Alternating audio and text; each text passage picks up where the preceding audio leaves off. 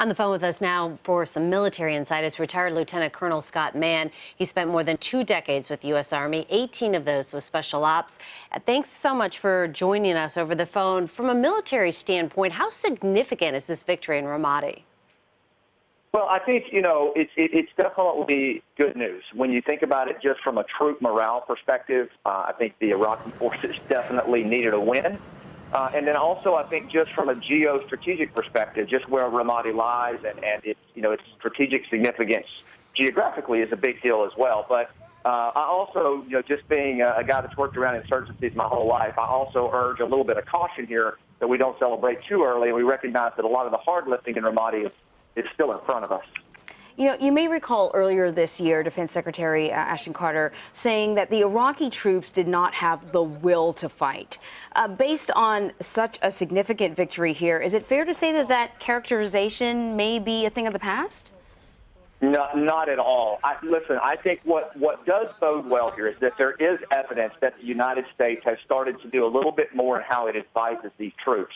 But I still think it's far too early to characterize the Iraqi army as proficient or ready to fight. These guys have had a rough go of it. Now, here's the measure that I think we all ought to be watching. Will the Iraqi forces actually go into these neighborhoods and make meaningful connections with the marginalized Sunnis where ISIS has manipulated them? If they don't, even securing Ramadi and rolling through it, you can bet ISIS is going to backfill right in behind them and start it all over again. What kind of lessons can the coalition learn as it fights ISIS in Syria? Well, one of them is I talk about in my book, Game Changers, which is everything is about going local. ISIS, we have to out-ISIS ISIS. What they do is they practice social control at a local level. They go into areas like Ramadi, and they exploit these marginalized Sunni populations that are at odds with the Shia-dominated government. And so what we have to do is more than just coalition airstrikes. We've got to put Green Berets and other special ops advisors in with Iraqi special ops and work with the Sunnis, work with the Kurds, work with the Yazidis who are out in these areas where ISIS has set up shop and push them out from the inside out. And then we have to walk these marginalized people back to the Iraqi government, bottom up and top down. That's how we win this thing.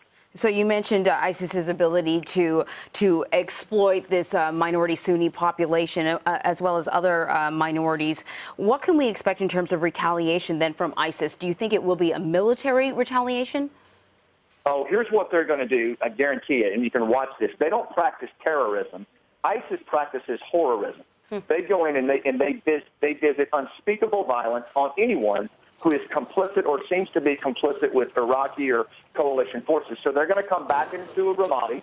They're going to look for the Sunnis that actually stood up against them, and there's going to be retribution to pay for that. So that's how they're going to go, and they're going to try to reestablish social control at a local level. That's why it's so important that the Iraqi military connect with these Sunnis at a neighborhood level. All right, retired Lieutenant Colonel Scott Mann, thank you. My pleasure. Thank you.